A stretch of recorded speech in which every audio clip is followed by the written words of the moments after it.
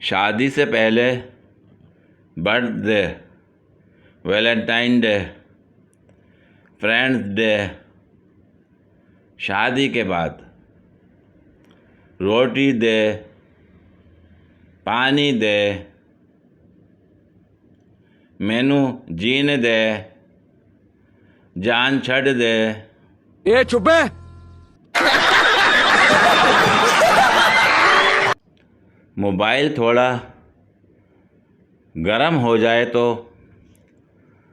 दिल काँप जाता है कि अम्मी की दुआ कहीं कबूल तो नहीं हो गई। अग लगे टोड़े मोबाइल आनू।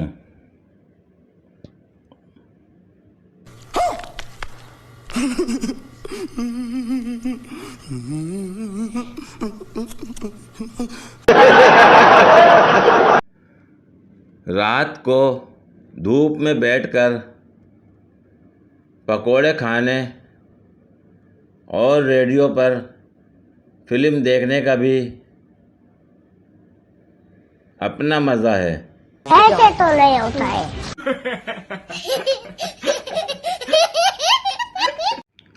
तारीख गवाह है, मर्द ने कभी हकूक़ नहीं मांगे।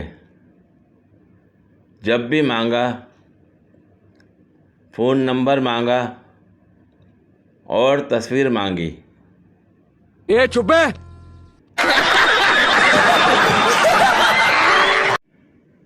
पूछना यह था कि जिनके ख्वाब टूट जाते हैं वो वेल्डिंग कहाँ से करवाते हैं। ऐसे तो नहीं होता है।